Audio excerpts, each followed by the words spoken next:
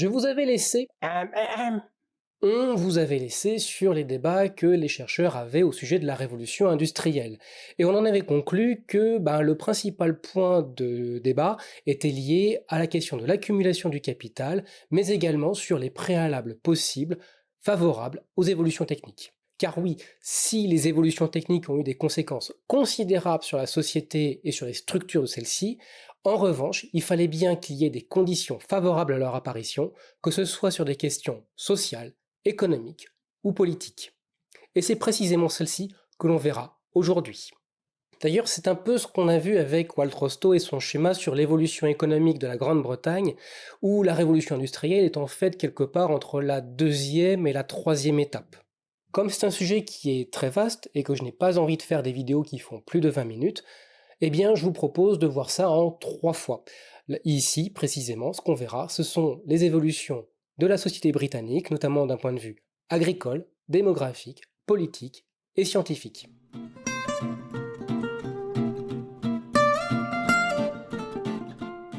Depuis le XVIIe siècle, la Grande-Bretagne connaît une croissance démographique importante, notamment soutenue par une agriculture en net progrès. Si au milieu du XVIIe siècle, la population britannique varie entre 4 à 5 millions d'habitants, en revanche, en 1701, on recense 5 millions d'habitants, 6 millions d'habitants en 1751, et puis près de 9 millions en 1800. La population en un siècle a donc presque doublé. À titre de comparaison, la France, qui est alors le pays d'Europe le plus peuplé, a une croissance démographique beaucoup plus faible. 22 millions d'habitants au début du XVIIIe siècle, 27 millions à la veille de la Révolution française. C'est dans cette période que l'Angleterre et le Pays de Galles débutent leur transition démographique, qui ne s'achève que tardivement au XXe siècle. Son évolution sert encore aujourd'hui de modèle pour illustrer le phénomène. Cette croissance démographique est due à l'amélioration générale des conditions de vie, mais également à la stabilisation du régime politique et à une certaine unification du pays. Le XVIIe siècle a en effet été le cadre de véritables guerres civiles, et la dernière a lieu en 1687-1789, qu'on a appelé la Glorieuse Révolution. Mais également d'épidémies mortelles, dont la plus connue est celle de la peste dans les années 1660.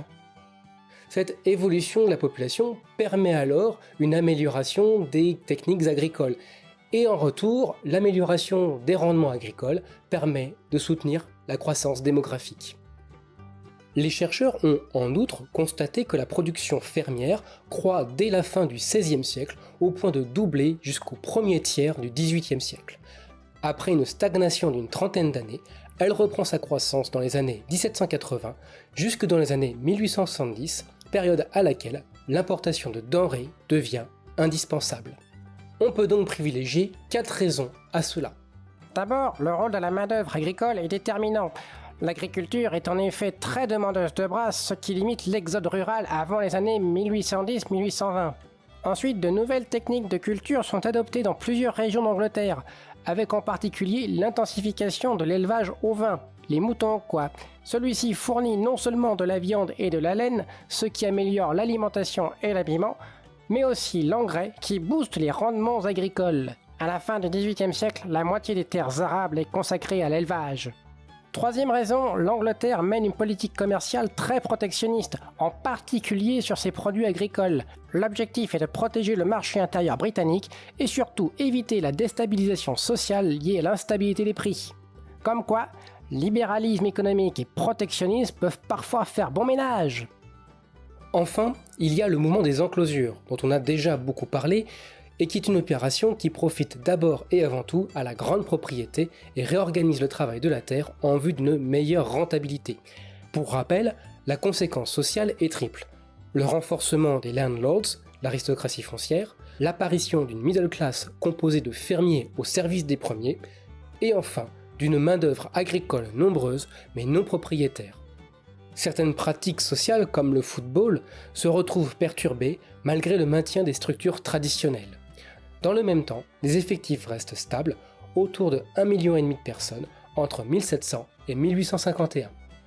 En somme, l'agriculture et l'élevage contribuent grandement à l'accumulation de capital, avec d'une part l'accroissement des rendements et d'autre part la diversification des exploitations foncières. Donc c'est pas si faux de parler de révolution agricole. Paul Béroc avait raison. C'est pas faux, mais c'est pas suffisant.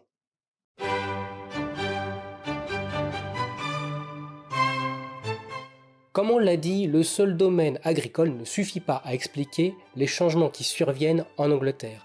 Et sur ce point, la politique a un rôle très important, notamment grâce à ce qu'on a appelé la Glorieuse Révolution. Sans revenir sur les événements, la Glorieuse Révolution voit le régime parlementaire s'imposer. L'élargissement du socle électoral pour la Chambre des communes permet d'intégrer dans la vie politique la bourgeoisie commerçante qui influe sur les décisions économiques et sociales de l'État. À cela s'ajoutent les réflexions libérales développées tout au long du XVIIe siècle, en particulier celle de John Locke. Cela dit, les électeurs ne représentent que 5% de la population adulte. Donc de là à paraître démocratie... Le contexte diplomatique conduit également à renforcer les moyens militaires de l'État.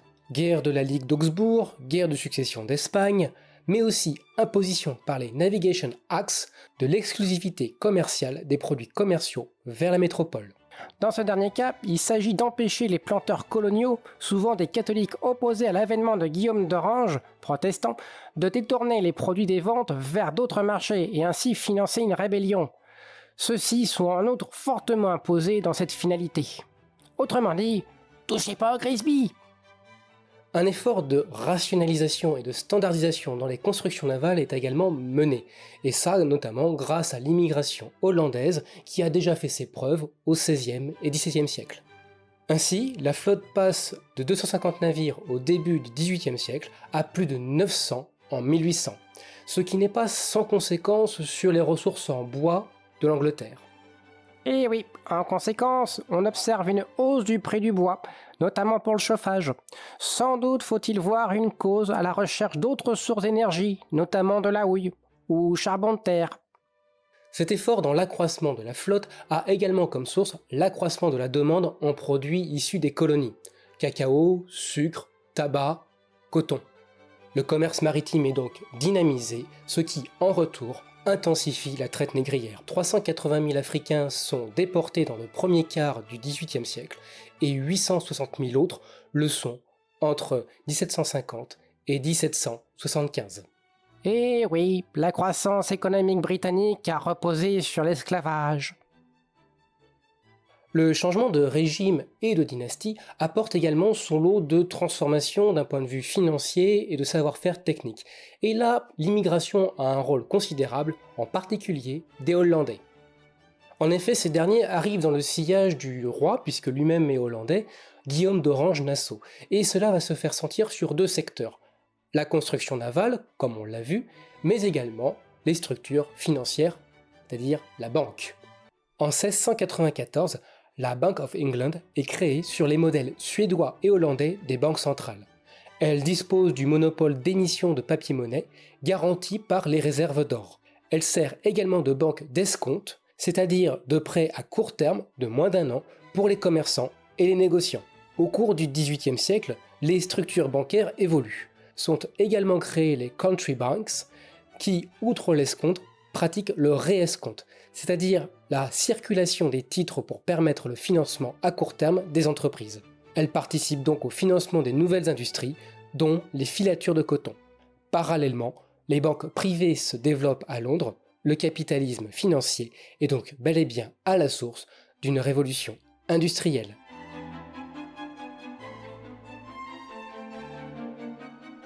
Enfin, l'Europe, et plus précisément l'Angleterre, dispose d'une particularité par rapport au reste du monde, en particulier l'espace islamique et la Chine, une société relativement autonome vis-à-vis des pouvoirs religieux et politiques. Oh là, on va avoir des soucis. Cette autonomie s'exprime au moins sur trois plans. Le premier plan, c'est évidemment le plan religieux. Avec les guerres de religion, une certaine tolérance finit par s'imposer bon gré mal gré. En Angleterre, on finit même par accepter le fait qu'il y ait plusieurs religions. Le second plan est scientifique et n'est pas complètement étranger aux débats qui secouent les questions religieuses de l'Europe au XVIe et XVIIe siècle. Pour David Landis, dans Why the Rich, Why the Poor, je sais mon accent est absolument génial, Pour David Landes, donc, cette autonomie se retrouve dans l'adoption d'une méthode basée sur la démonstration scientifique, sur la recherche de la preuve et surtout sur la banalisation de la découverte à travers le concept d'invention. Par ailleurs, le plan à la fois scientifique et religieux a permis une diffusion beaucoup plus large de l'apprentissage des langues vernaculaires et à une plus importante alphabétisation de la population. Une des conséquences fut la création de sociétés savantes ainsi que une plus large diffusion des idées avec des institutions comme la Royal Society de Londres ou encore la transformation des universités vers des méthodes beaucoup plus scientifiques et donc beaucoup plus modernes. Chose intéressante en Grande-Bretagne, eh bien le nombre de brevets déposés à la fin du XVIIe siècle a quasiment doublé. Enfin, il y a l'aspect économique où le commerçant est vu comme nécessaire, voire bénéfique au développement du pays. C'est pour cela que par exemple la Chine a eu très longtemps un blocage puisque le commerce n'était pas vu comme une activité honorable. En outre, la notion de propriété privée est extrêmement restreinte, voire inexistante, tandis qu'en Grande-Bretagne, elle est favorisée, comme en témoigne le mouvement des enclosures.